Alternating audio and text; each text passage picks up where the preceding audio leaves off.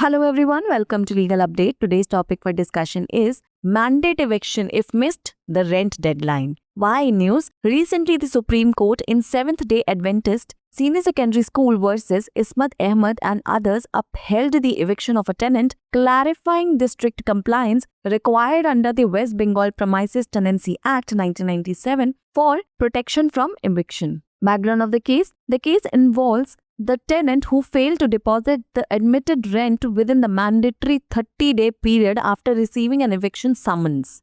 As per Section 7 of the West Bengal Premises Tenancy Act, the tenant must deposit the rent and file an application for rent determination within 30 days to avoid eviction. In this case, the tenant failed to meet both the conditions. Although the tenant attempted to seek relief by filing an application for rent determination with a 17-day delay, the lower courts refused to grant the relief, emphasizing the strict adherence to the statutory timelines. The matter was then appealed to the Supreme Court, where the court affirmed the High Court's decision and clarified the mandatory nature of the conditions set out under the Act. What were the court observations? Justices J.K. Maheshwari and Arvind Kumar emphasized that to avail the protection against eviction under Section 7 of the WBPT Act, two conditions must be met. First, deposit the admitted rent within 30 days of receiving the eviction summons. Second, file an application for rent determination within the same 30-day period. The court observed that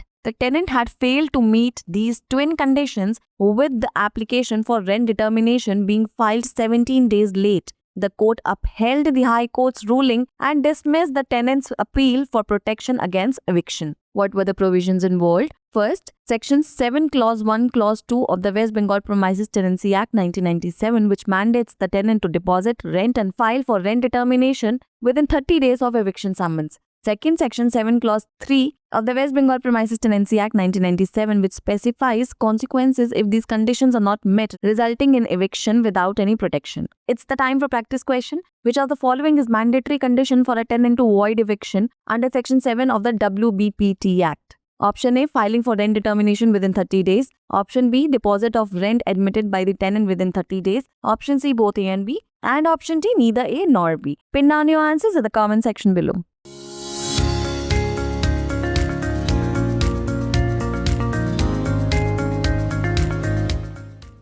legal update programme में स्वागत है आपका। आज का हमारा विषय है किराए की समय सीमा चूकने पर बेदखली का आदेश। तो आइए सबसे पहले जानते हैं ये चर्चा में क्यों है। हाल ही में seventh day Adventist senior secondary school बनाम इस्मत अहमद एवं अन्य मामले में सर्वोच्च न्यायालय ने एक किराएदार की बेदखली को बरकरार रखा तथा बेदखली से सुरक्षा के लिए पश्चिम बंगाल परिसर किराएदारी अधिनियम 1997 के तहत आवश्यक सख्त अनुपालन को स्पष्ट किया।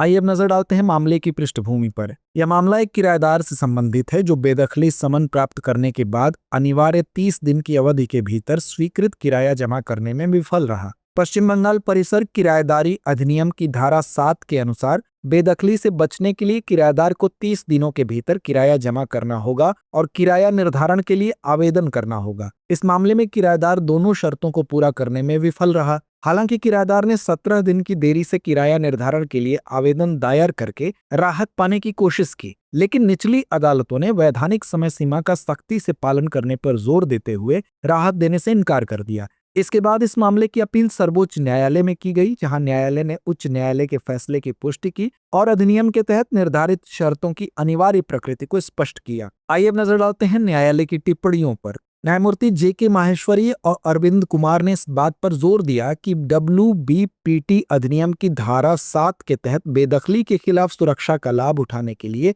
दो शर्तें पूरी होनी चाहिए। बेदखली समन प्राप्त होने के 30 दिनों के भीतर स्वीकृत किराया जमा करें, उसी 30 दिन की अवधि के भीतर किराया निर्धारण के लिए आवेदन दायर करें। न्यायालय ने पाया कि किराएदार इन दोनों शर्तों को पूरा करने में विफल रहा है और किराया निर्धारण के लिए आवेदन 17 दिन देरी से दायर किया गया था। न्यायालय ने उच्च न्यायालय के फैसले को बरकरार रखा और बेदखली से सुरक्षा के लिए किराएदार की अपील को खारिज कर दिया। अब आइए नजर डालते हैं शामिल प्रावधानों पर। पश्चिम बंगाल परिसर किराएदारी अधिनियम 1997 यानी WPT अधिनियम की धारा 7(1) और 7(2) किराएदार को बेदखली समन के लिए 30 दिनों के भीतर किराया जमा करने की और किराया निर्धारण के लिए फाइल करने का आदेश देता है। धारा 7, यदि ये शर्तें पूरी नहीं होती तो इसके परिणाम स्पष्ट होते हैं, जिसके परिणाम स्वरूप बिना किसी सुरक्षा के बेदखली हो सकती है। तो आइए अंत में नोट करते हैं आज का अभ्यास प्रश्न। WPT अधिनियम की धारा 7 के तहत बेदखली से बचने के लिए किराएदार के लिए निम्नलिखित में से कौन सी अनिवार्य शर्त है? विकल्प ए 30 दिनों के भीतर किराया निर्धारण के लिए आवेदन करना, विकल्प बी किराएदार द्वारा 30 दिनों के भीतर किराया जमा करना, विकल्प सी ए और बी दोनों, या विकल्प डी ना तो ए ना ही बी। तो इस प्रश्न का जवाब कमेंट बॉक्स में देना ना भूलें। धन्यवाद।